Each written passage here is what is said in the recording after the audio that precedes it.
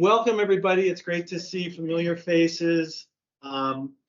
Thanks for braving the weather that isn't quite here yet. So one of the things that we're going to try and do this evening is kind of keep things moving along so that you can exit and get home safely and before things get too bad this evening.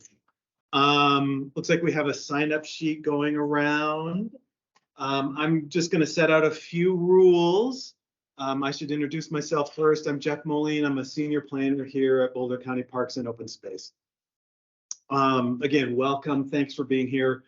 We're always excited to hear from the public, neighbors, everybody about anything that you have to tell us about our Prairie Dog Management Program. And we have all of the staff that are associated with the program here.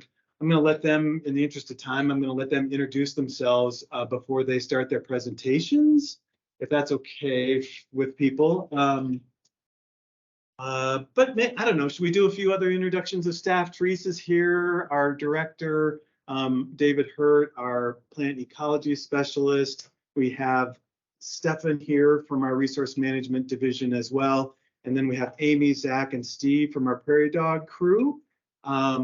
And so people will be available after we get done with presentations for a little while if you have questions for people.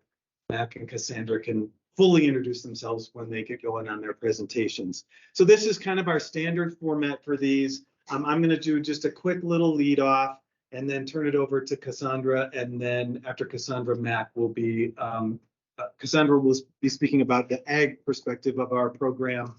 And then Mac will talk about kind of the wildlife perspective of our program. We do have just a few rules, and I'll just go over them real quick. Just please, if you can, silence your cell phones and devices. Appreciate that. And of course, be respectful of speakers. I don't think we're going to have that trouble, and we really haven't had that trouble. But at times we've had a full room, if some of you remember. One thing when we get to questions, we want to hear everybody here, everybody that has something to say. So just try to be concise. We want to hear your comments, but be sure to share the floor so we can hear from everybody this evening. One thing I'm going to add too is it's helpful for us from the staff perspective. If you decide to ask us a question or a comment, if you could share your name and kind of your context, your address, if you're comfortable doing that, that's helpful for us to understand where you're coming from and where you live in the county.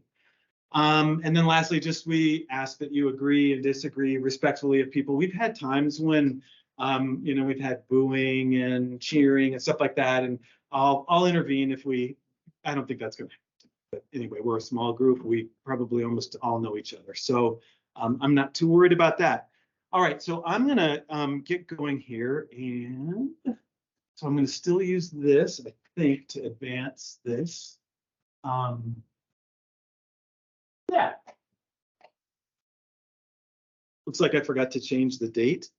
Or no, actually we're going to talk tonight about last year's Prairie Dog Management activities. You'll see again, Cassandra will talk about the agricultural management. Mac will take on many of the other discussion topics there, and then we'll get to your questions and comments at the end. Any questions so far? Any comments? We're doing okay? All right. Keep moving ahead here. I always put this up here. What governs our department's Prairie Dog Management?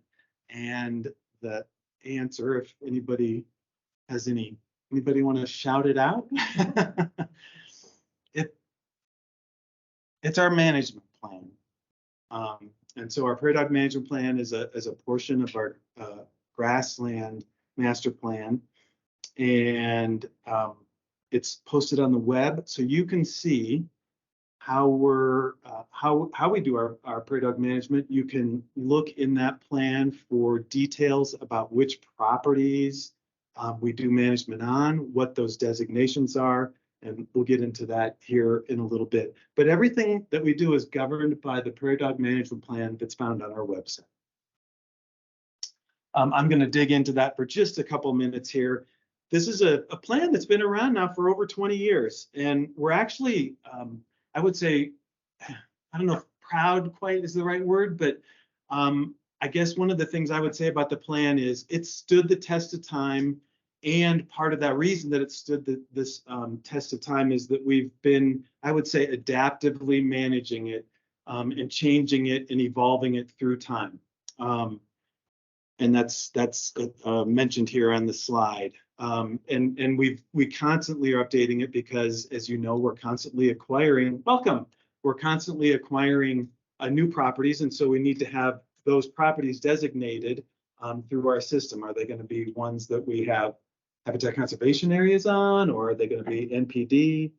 And so the other thing just to keep in mind is the plan is striving to address all the issues that we face across all of our properties. So all the full spectrum of our properties. And so that's what the plan is intended to do.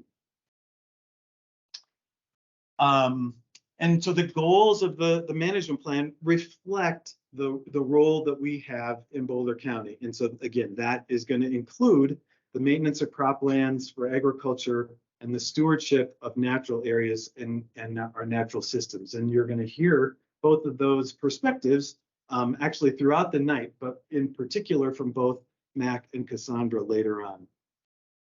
I usually put this up here because not all open space programs are the same. And one of the things that I think makes our program particularly unique is our attention to agriculture and the protection and preservation of agriculture has been a foundation of our program since it was founded in 1975.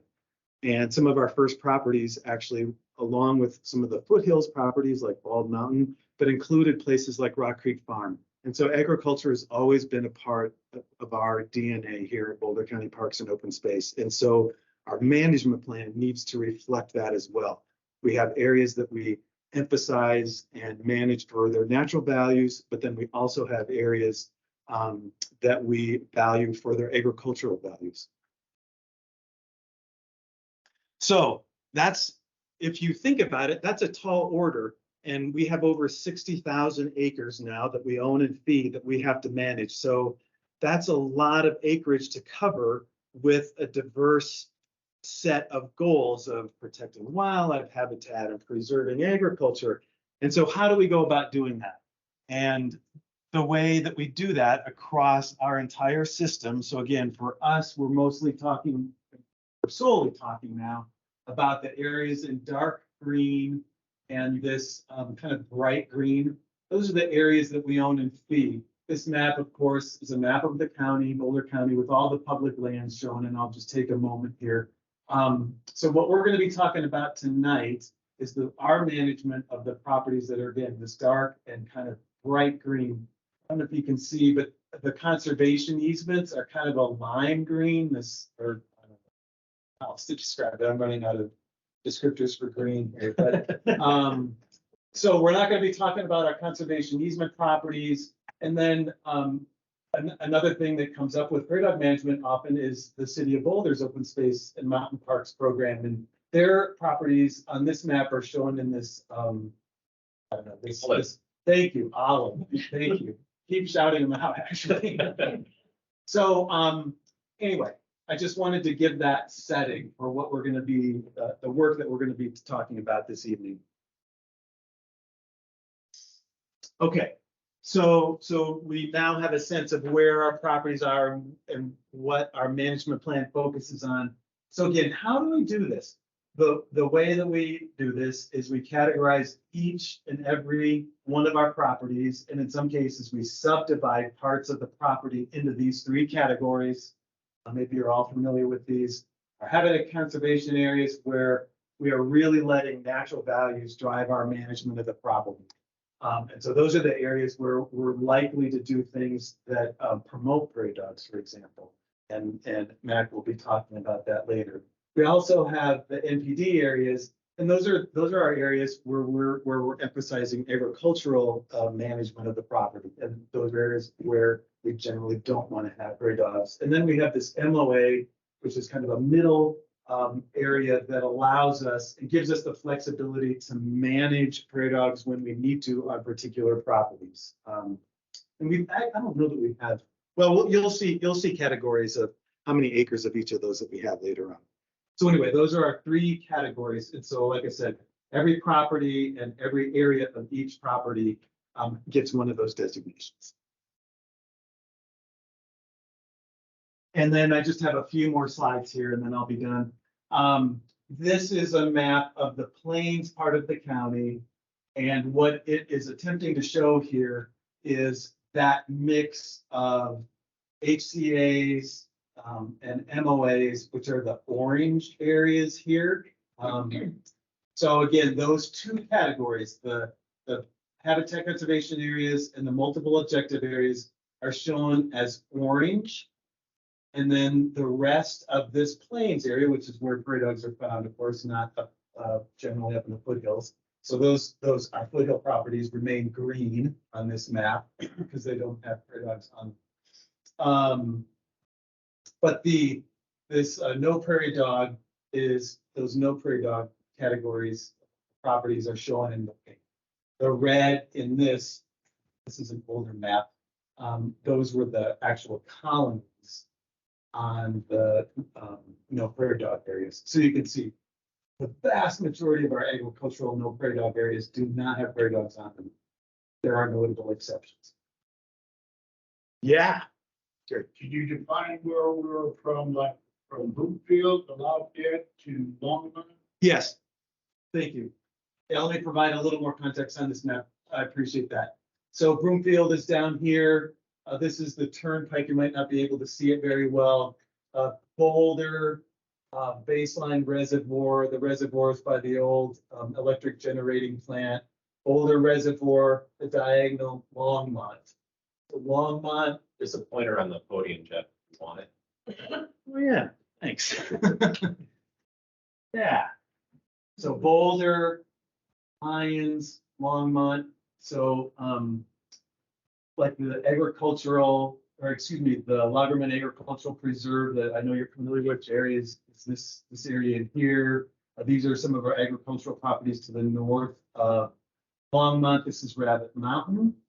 So you can see areas where on Rabbit Mountain where we have HCA and MOA properties with active prairie dog colonies on them. At least we did at the time of this map. And then these properties down here are a southeast buffer. Good question. All right. That's just kind of a zoom in of that last map. I think I'm gonna, in the interest of time, move on and let Cassandra. Thank you. You bet. Yeah. Oh, now. One other thing, because of the weather and because we had some requests about are we doing this meeting virtually? I am recording this. I neglected to say that at the beginning, but I'm recording this. So just wanted you all to know. And then we'll probably share. We may share the video of the meeting and our presentations on the website. And Jeff, also about the time of the meeting. Did I mention that earlier? We're going to try and move it along, and so that we're not going to 8. Not going to 8. Right. We're trying ending quicker than that. Right. All right. With that, I'm going to sit down. Sure. All right. Okay.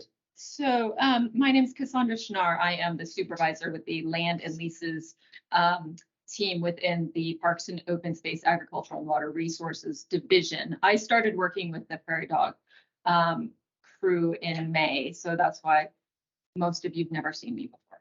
So because of that, I also have notes so I don't screw up the numbers, and Amy or whoever can yell at me if I do screw up the numbers.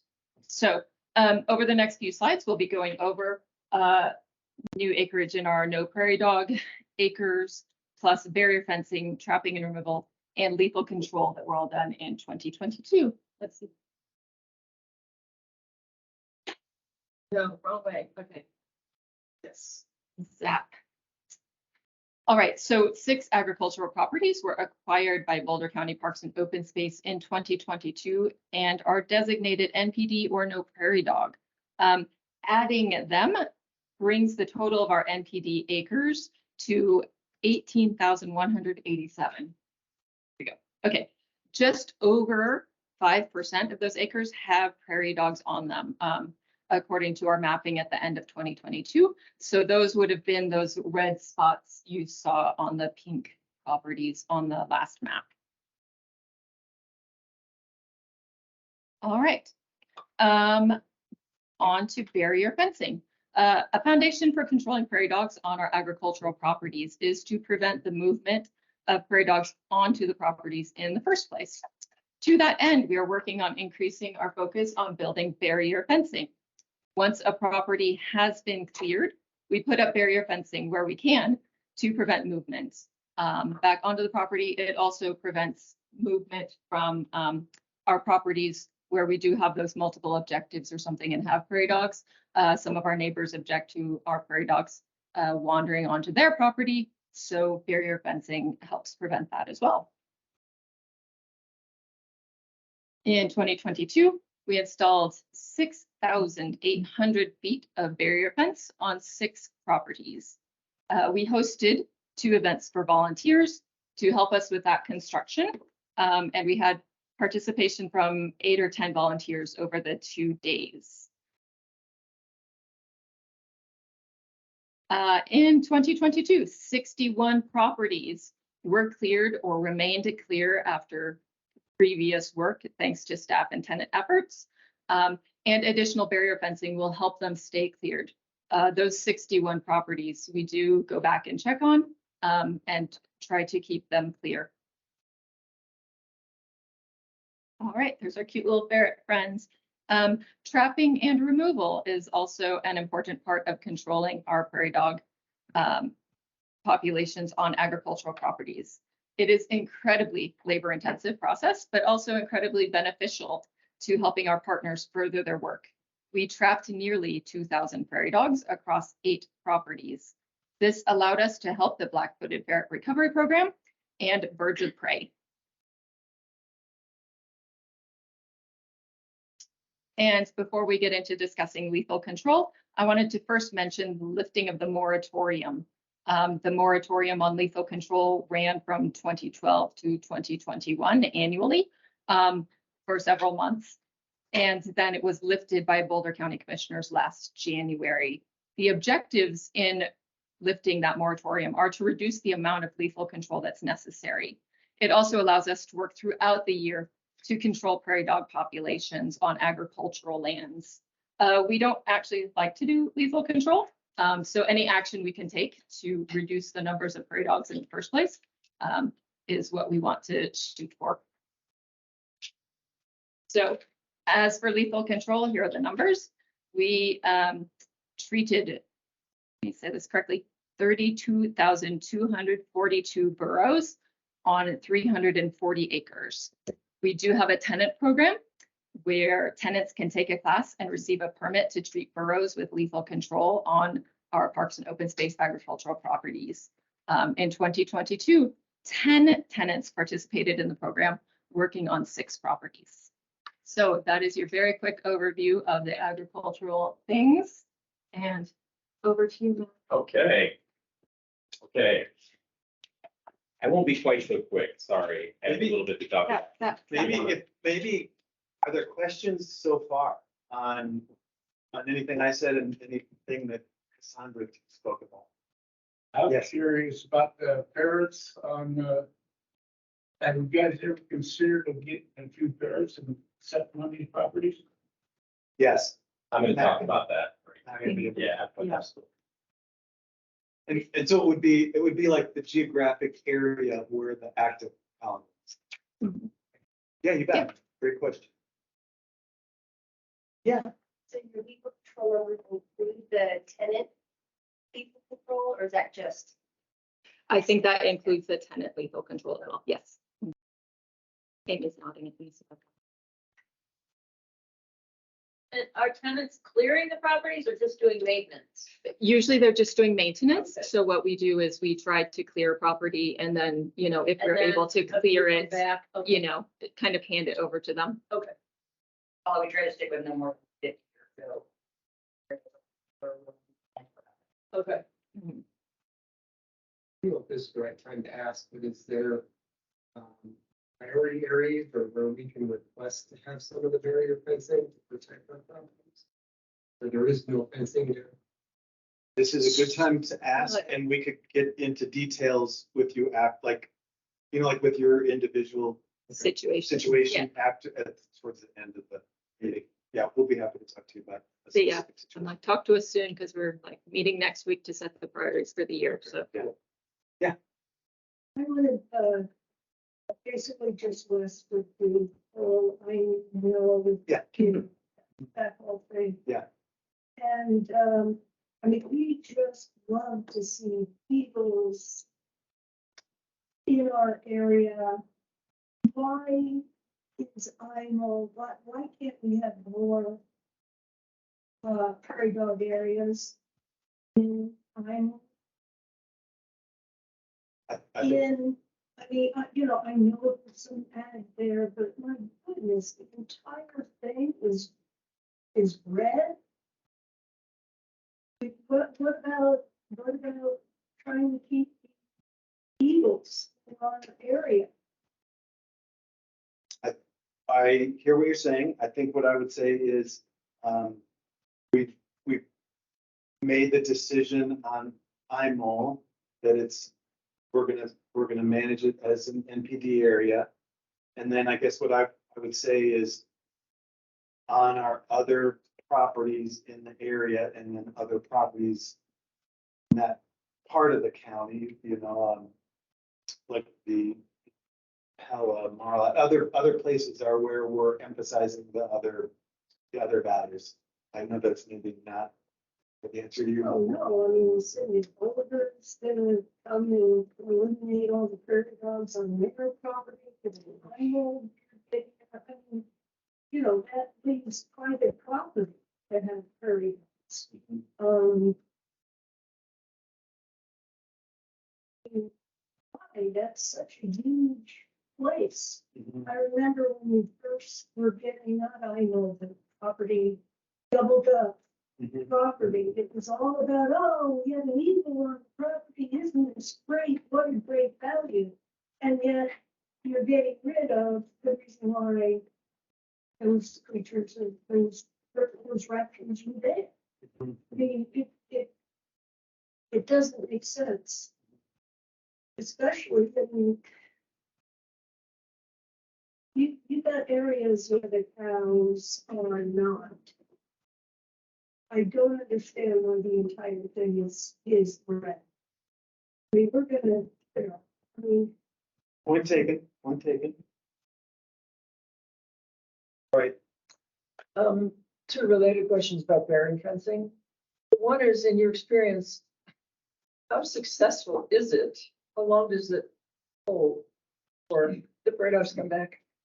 And then a related question is, how much does it cost per linear foot, or how do you calculate that? So, yeah, so the cost of the poultry fencing we use, has about doubled this year.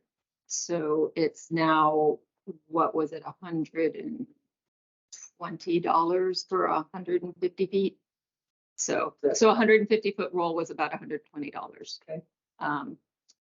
So that's the cost for the actual materials, and there are staples and long staples to attach it.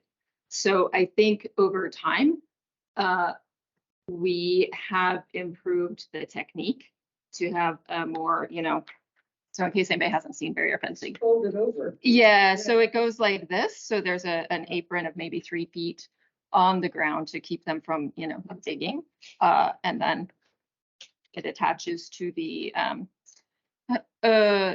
barbed wire, and then about, I don't know, maybe a foot of it dangles over, so that if they try and climb up, they're like, I'm falling off. So I think over time we've improved the technique, and I think the fencing usually lasts maybe 10 years or so in good condition. So, there's certainly barrier fencing we will need to replace or, beef up a bit. But that wasn't actually my question. Oh, That's a sorry. Great answer, Okay. which was how long it lasts. What I meant was how efficient is it in terms of keeping the prairie dog on one side or the other? I'm hesitant to give a definite answer because I don't know how many actual studies have been done I can say that where we put it in, we have seen reductions in movement of prairie dogs. It's not like it hermetically seals anything, but at least, okay, we're getting 2 or 3 prairie dogs, who find their way in instead of like 200 or 300. So it certainly reduces the movement, but yeah, I can't, maybe we can get somebody to fund a study to actually go out and tell us exactly how effective it is. So I can say it is effective. I just can't at this point put a quantification on it.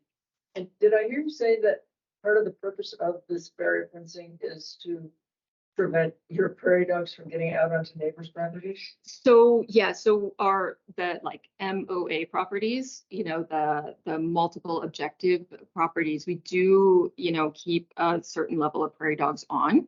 So, and we do have neighbors that, let's say, aren't real happy about that and don't appreciate that. So, because, prairie dogs are wild animals, they're gonna roam and do what they want to do.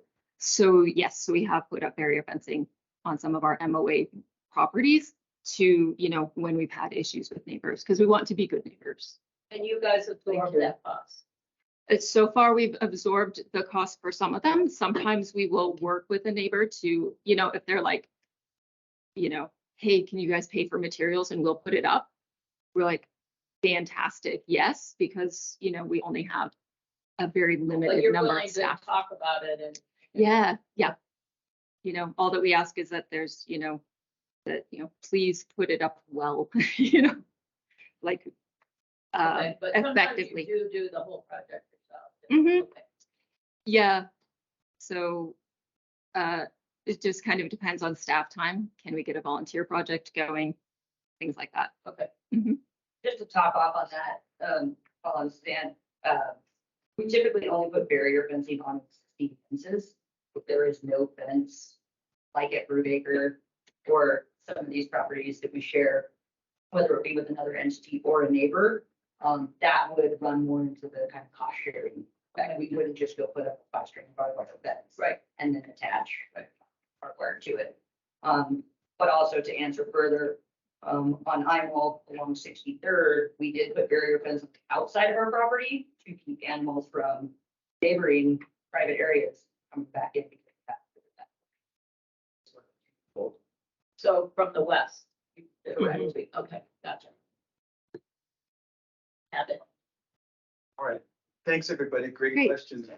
Thank you. Thanks, Cassandra. Cassandra, we'll let Mac roll. Appreciate that. Evening, everybody. So, my name is Mac Kobza. I am the new wildlife program supervisor. Susan Spalding is still working in the department in a different role. So you guys get to be my first guinea pig of presenting this information that Susan has done for many, many years. I will tell you there's a little bit of stuff in here. I'm going to try not to overwhelm. Also, we had some last minute get it all together issues in getting this together. So I am not the kind of person that likes to read presentations, but I'm going to have to read a little here. I don't like it. It sounds stiff, but if you have questions, if something sounds off, please ask me. Just as we go along, raise your hand or wait to the end, and we'll get there. But I'm going to try and get through some of this info, and I do apologize if it's a little dense. So take a note if it feels a little misunderstood or could use clarity. Take a note and ask me at the end. And again, if I don't have a good answer today for you, I will get it for you. So I've been with the county for about 11 years now. And I helped author the 2014 Prairie Dog Management Plan. So but I haven't really worked in Prairie Dog Management a lot until now. So let's get into it. Let's see. So it's just advanced, right? Yep. Okay. So here's an overview of what, right over here. Here's an overview of what I'm going to be covering tonight. So colonized acres of prairie dogs, burrowing owls, black-footed ferret program, and property designations. We actually have some newly acquired properties and some changes to designations in both NPDs and habitat conservation areas. So here you can see our acreage totals of active counties within HCAs and MOAs. And I'm going to stop reading. I'm just going to tell you what I see here. So this is the total amount of suitable acres on each property type. So this is suitable acres, again, is the amount of acreage that prairie dogs will likely live and subsist on. It's not the entire acreage of all of our properties. So on HCAs, we have 3,700 acres of suitable habitat. MOAs, we have about 4,500 for a total of 8,200 approximately. So by year, you can see the amount of occupied acres on suitable habitat by years. So the numbers go up and down a little bit up to 2022. Same on the habitat areas, and then on the multiple objective areas, they also kind of trend up and down to this. And you can see the numbers are relatively stable, but they do go up and down. And I have this in a chart form in the next slide, which is a little easier to read and describe. And on this chart, sure. This is sort of describing the trends in the prairie dog population on HCAs across the years that we've been monitoring, 20 years now. And so what we're seeing here is an upward trend in the early years of monitoring, followed by plague. Significant plague event that, what notes do I have here? We had a plague event show up in 2005, and it worked its way south through the county, south to the South County Grasslands by 2008. And so since then, we've seen significant recovery, however. Through here, it's usually low population numbers after the plague. We had this bump down after it started to come down, back up after the flood. Prairie dogs respond well to growth of vegetation, for instance, so that knocked their numbers down. And then we had plague mitigation and recovery up into modern years, and that is, I'm going to talk about how we've been mitigating and recovering populations. We had a big wet year in 2021. Again, prairie dogs don't like tall growth. They don't like tall grasses and shrubs, and we had quite a bit of that. So that knocked their numbers down, but this last year they sort of came back up again. Let's see. Next, multiple objective areas. So last was habitat conservation. This is multiple objective areas where we can manage or allow prairie dogs to grow. Again, you see the similar trend probably from the plague, and then a rebound here, maybe the flood, and then a similar recovery up like this. With in wild populations, you just tend to see these numbers bounce up and down. The overall trend here is higher numbers over the last few years.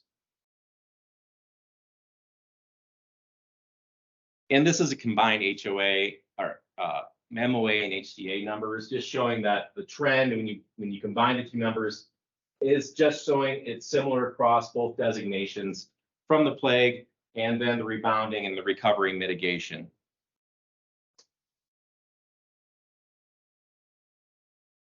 Next, I'm going to stop talking about prairie dog numbers, and I'm going to talk about burrowing owls. So burrowing owls are a species of special concern in the Boulder County Comprehensive Plan. They're also protected by the state as a listed species. So our subspecies of burrowing owls are dependent on prairie dog burrows for nesting, and they represent one of our main focuses for wildlife management. So this is a trend figure for owls over the years. I'm a big fan of describing what a chart it has on it. So on the x-axis, this is a number of either nests in blue or the number of young fledged from that nest by year. And so over the years, you can see the number, and this is for both Boulder County and City of Boulder Open Space and Mountain Park nests. So over the years, the trend is it goes up and down. This is the Owlmageddon year in 2018. For whatever reason, we had significant numbers here. One theory is the habitat wasn't so great out in the Eastern Plains, and so we may have had larger numbers coming to the county where habitat was a little better. And then we've had sort of downtrend since then with a little uptick here. These numbers for 22 reflect 2 nests on Boulder County open space. two nests. However, they fledged a total of 14 young in 2022. And this presents really high numbers of fledglings success per nest. So we had 8 and 6 fledged respectively from 2 nests. It's quite a bit of young owls from 2 different nests. City of Boulder OSMP didn't have such a great year with their burrowing owls.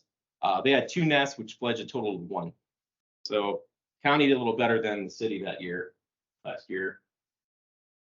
And burrowing owls, there is a management program, which is what I'm talking about, which includes volunteer owl monitoring and owl protection plans. So when we have nesting burrowing owls, I'm going to read a little. When we have nesting burrowing owls, we implement protection measures, including temporary trail closures and protection plans. And in order to find the owls in the first place, we have a robust monitoring program that we started in 2008 and a collaborative partnership with Boulder County Nature Association. This program has grown over the years, and during 2022, 29 volunteers devoted 233 total hours to attending annual training and actually doing the surveys and giving us all their data. We need this level of effort to monitor all our prairie dog colonies for owls, including agricultural areas, as there is no way we can do this using only staff. We remain very grateful to our excellent monitors, and that's a really great program, and we've enjoyed the benefits of that. We also have the management plans for burrowing owls. And so if we have nesting owls on areas with agricultural leases, we implement an owl protection plan. So wildlife staff works in close coordination with tenants in these cases. In 2022, we had 2 nests on leased property, and our tenants were very accommodating and appreciated the direct line of communications and frequent updates on how the owls were faring. We also do reimbursements for the tenants due to crop losses if necessary, because they happen to be in areas sometimes where crops are growing, so we reimburse for that.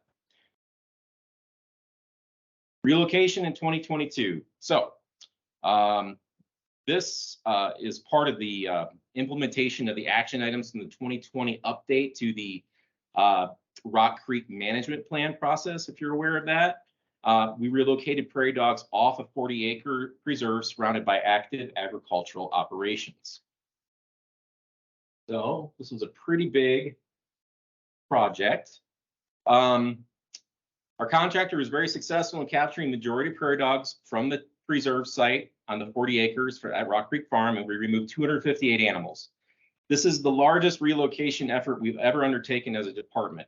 The total costs were around $88,000 to implement all aspects of the contract. This included above ground counts at the take site, coterie mapping. Coterie is a family structure of prairie dog, by the way. Nest box installation, pre-baiting, and 3 weeks of trapping effort. And post-relocation acclimation, feeding, and monitoring. That's what these cages are. They go into the cages for a little time so they don't just run off the site. It gets them acclimated. As for the take site on Rock Creek Farm, the contractor has removed 1 mile of fence that surrounded the 40 acres and did lethal follow-up on the very few prairie dogs that were left on the site that couldn't be captured. The tenant plans to plant a cover crop in 2023 at that site to start the process of incorporating those 40 acres back into agricultural operations at Rock Creek. So where did these prairie dogs go? They went to the South County Grasslands. Here's the Colton Trailhead and Grassland Boulevard, and they were relocated in this area right here. This is what the site looked like, how it was laid out. Smith Environmental was our contractor, and they had a lot of experience doing this. We were expecting good and long-term success in the area. And I believe these were nest boxes that we installed in the ground to get these animals. So underground, there's actually little boxes that they go into, and there's PVC pipe more or less sticking out of the ground. So that was a very large relocation from the Rock Creek Farm Management Plan and bolstering the prairie dog numbers in southeast Grasslands. Now I'm going to talk a little bit about our black-footed ferret recovery program, which is the most endangered mammal in North America. If you haven't heard that moniker, it is. Let's see. As a quick review, in order to host a self-sustaining population of wild ferrets, which is 20 females and 10 males, we'll need 1,500 acres of active prairie dog colonies. This number is based on the home range of a female ferret, which requires 75 acres of active prairie dog colonies to survive. So that's 20 females and 10 males, we'll need 1,500 acres of active prairie dog count, which is what we're working up to in these different areas. So in order to try and grow our colonies to reach 1,500 acres, we've been implementing plague control measures. Plague represents the greatest impact to prairie dogs and ferrets, so we need to mitigate the threat to the prairie dogs. The first method we use is called Delta Dust. It's an insecticide that controls the fleas that carry the invasive non-native bacteria that causes the plague. We're developing a long-term strategy for dusting at Rabbit Mountain. The staff required to dust all the acres at Rabbit is very intensive and time-consuming. So we are attempting to dust 1/3 of the acreage at Rabbit, rotating every 3 years. So Sylvatic plague vaccine, the second method we use. So in 2022, SPV was distributed on colonies within our properties at the South County Grasslands and at Rabbit Mountain. And then because of weather, we will distribute the remaining 200 acres worth of that SPV at Rabbit in the spring of this year. We didn't quite complete it all, but we're going to get the last 200 acres done. And of course, sustaining healthy populations of prairie dogs not only helps black-footed ferrets, it also helps raptors, coyotes, bobcats, badgers, 13-line ground squirrels, and many other wildlife species. Let's see. Apologize for the business of this slide. What's important to note here is a summary of cost of what this effort entails since we started our plague abatement program in 2016. It requires significant funding, but also many hours of labor to implement. So for instance, in 2022, you can see the total number here. Just want to look at last year, 26,120. If you'd like to know, the breakdown of that cost is $5,000 for labor to distribute the bait, SPV, $15,000 for actually buying the SPV vaccination, $5,000 approximately for the bait matrix, for a total of $26,120. Point there is we're investing time, money, and effort into wildlife resources and black-footed ferrets. Okay, South Central Grasslands HCA. So to remind you of what the South County Grasslands look like, here's the general vicinity. It includes City of Boulder OSMP and Boulder County Parks and Open Space properties. Again, the Colton Trailhead area, southeast of the county. This large area is owned by both OSMP and Boulder County, comprises 6,700 acres. So at our highest level of prairie dog occupancy, we had 1,600 acres of active prairie dogs here. So currently, there is a total of 252 active acres of prairie dogs. So there's been quite a contraction of prairie dogs over time. So we have a long way to go to get to that higher acreage we would need for black-footed ferrets. For clarification, please remember that not all of those 6,700 acres are suitable habitat that prairie dogs will live within.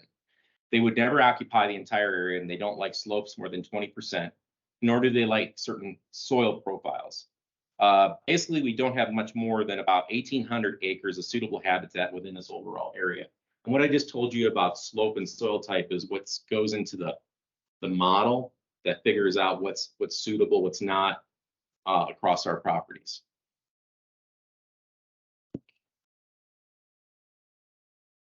So this is the larger area overall, including Rocky Flats to the south. This is to remind you that the larger landscape at South County Grasslands is very promising for ferrets in the long term. Once our prairie dog colonies are healthy and large enough, it'll be a good place for ferrets in the big picture. South County Grasslands in 2022. So this is the prairie dog colony map as it exists existed. We saw an increase in active colonies compared to 2021 when we only had 52 acres, which were roughly in the same purple patch areas. If I were to show you that last year, they just expanded. We are encouraged by this growth and now have 245 acres of active colonies. And of course, as outlined prior, we also did the relocation to this area and bolstered the numbers. Let's go north, Ron Stewart Preserve at Rabbit Mountain. So here's an overview of Rabbit Mountain. which is the other area for potential ferret release and our second largest habitat conservation area for prairie dogs. Our acreage at Rabbit grew, and I apologize, it's a little small, but I should probably describe what you're seeing on the slides. Purple is active prairie dog colonies.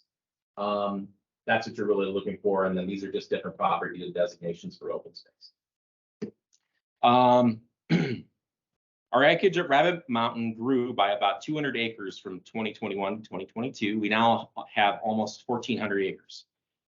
This entire complex is about 5,000 acres, but only about a third of that is suitable for prairie dogs. So we're almost at capacity at Rabbit Mountain for prairie dog acreage. So with the continued success at Rabbit, we are encouraged about the future potential for ferrets here. And now I'm going to switch gears to Carolyn Homewood Preserve Rock Creek Farm Management Plan update.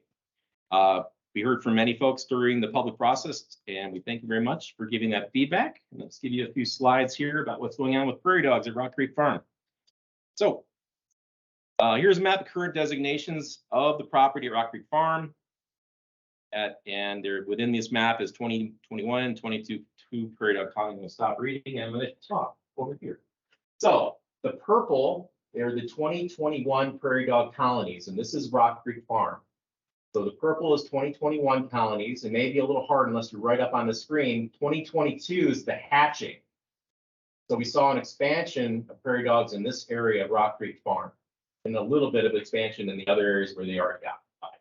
And this is the different categories of prairie dog management. This entire section is habitat conservation area.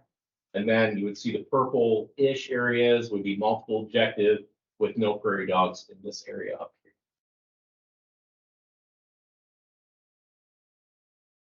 here. Okay. There was another note on here.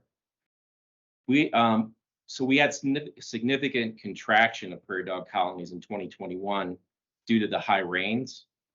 And I'll go over that in a minute. But in 2022, we did see a rebound in the colonies at Rock Creek Farm, although the general density of burrows is fairly spread out.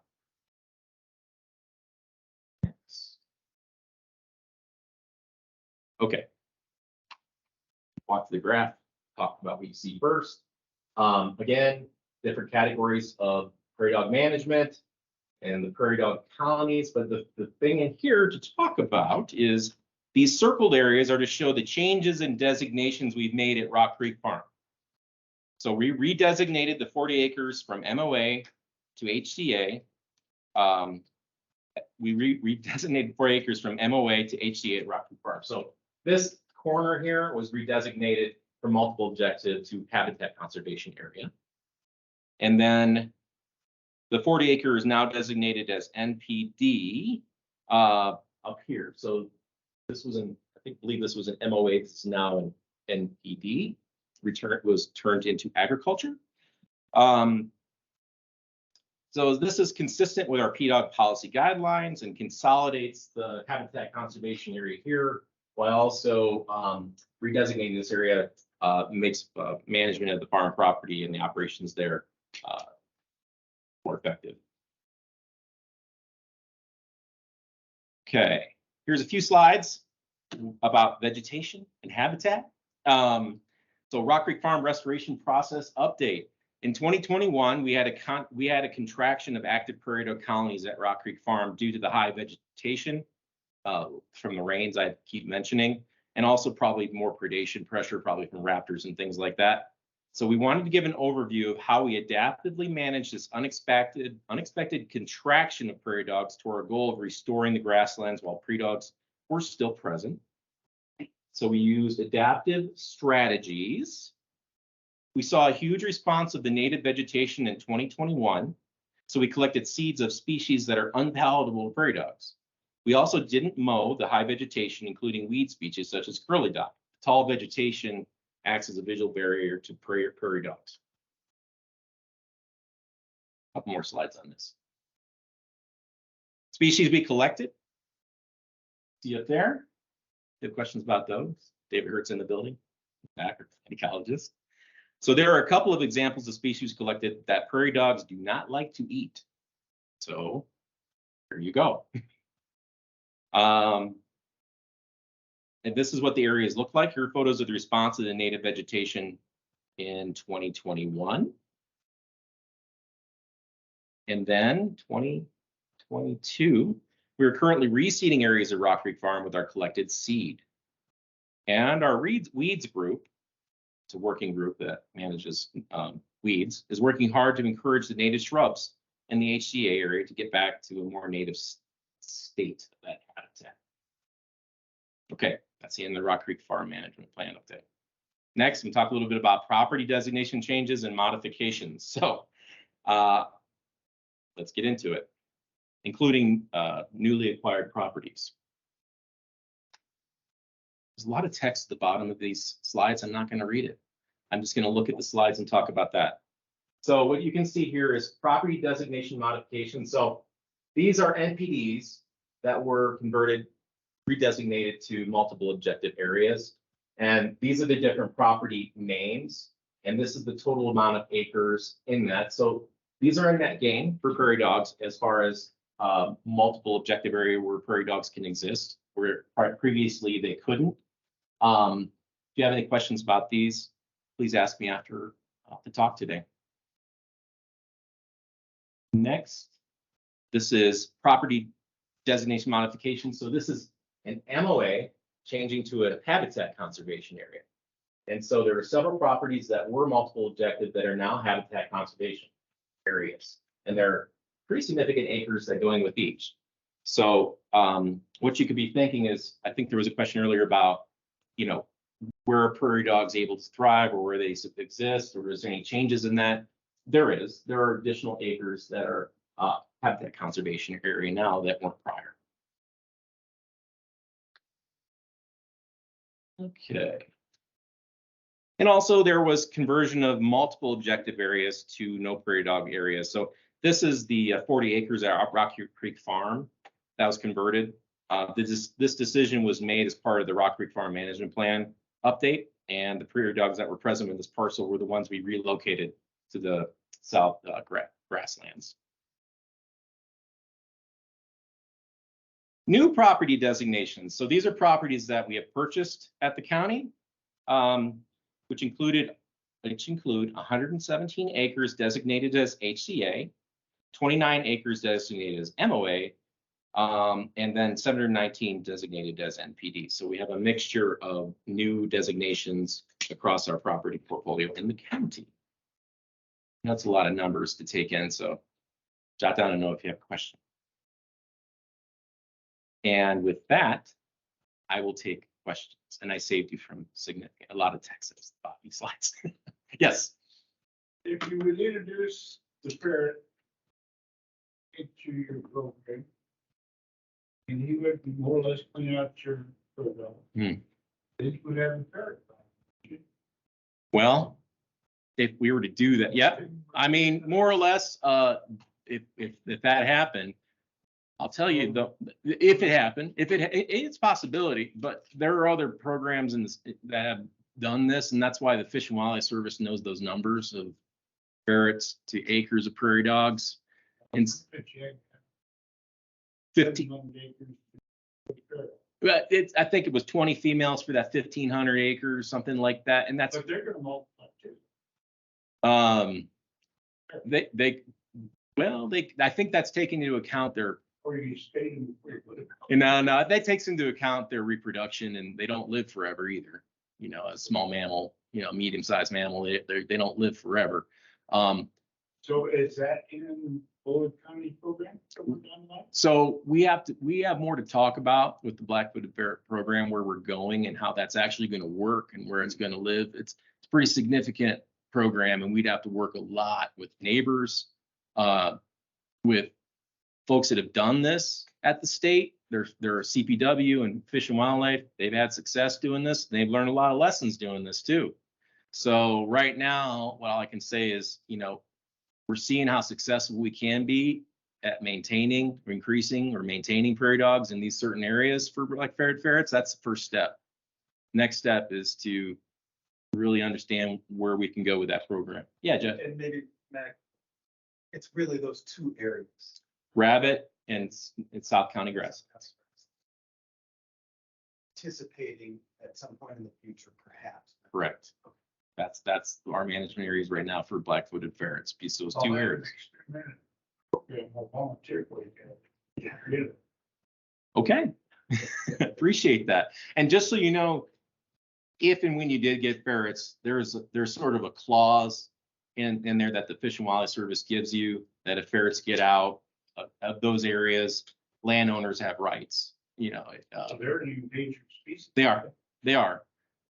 But there's also ways to mitigate having endangered species and where people are living and those areas around where you have living. So quite a bit of information, guys, late at night. So yes. Define what a burrowing owl nest is. It didn't seem to match with the numbers. I figured the definition might be a little different. It's a prairie dog burrow.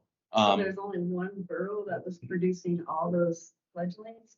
Well, they would use the complex in that burrow. Like there's multiple chambers, but they would be living in that area. How exactly they're using that structure, I'm not quite sure. Amy, do you have anything to say about that? Really what we see is about 2 burrows per mates. They can use 2, they potentially could use more. It doesn't seem like prairie dogs are really bothered by them. But I don't think they cohabitate together. I think they're unoccupied. Yeah, typically. And that's partly why they might crop up in a place where there's no prairie dogs, but there are the burrows there. So they might show up in a place like that. Is there a way to tell what's living in the burrow, if it's the owl or the prairie dog? Monitoring and observation. And we have a really rigorous program around monitoring. We have really good people, very good birders who've been doing this for years that know what to look for and spend a lot of time doing that. And they really believe in it. So we really trust that information. We get it. Any other questions? All right, I overwhelmed you a little bit. Any other questions though, please do reach out to me and I'd be happy to reply. Wow. Whoops. That's it. That's what we have for you this evening. So are there other kind of more broad questions about our program? And then that would be one thing. We could take a few of those. And then if people had specific kind of property owner, neighbor issues, once we sort of formally break here, I'd encourage you to talk to some of our staff about those particular things. And then we do want to try and get you out of here and get you home safely before the snow. But are there any kind of overarching questions that we can answer? Again, thank you all for being here and appreciate your interest in our program.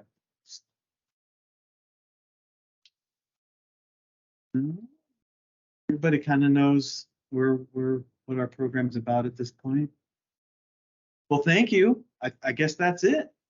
Thanks very much for being here. And like I said, we'll be around here for a few minutes as we're winding things down. So if you have a question for any of our staff, please reach out and let us know. Thank you so much for being here.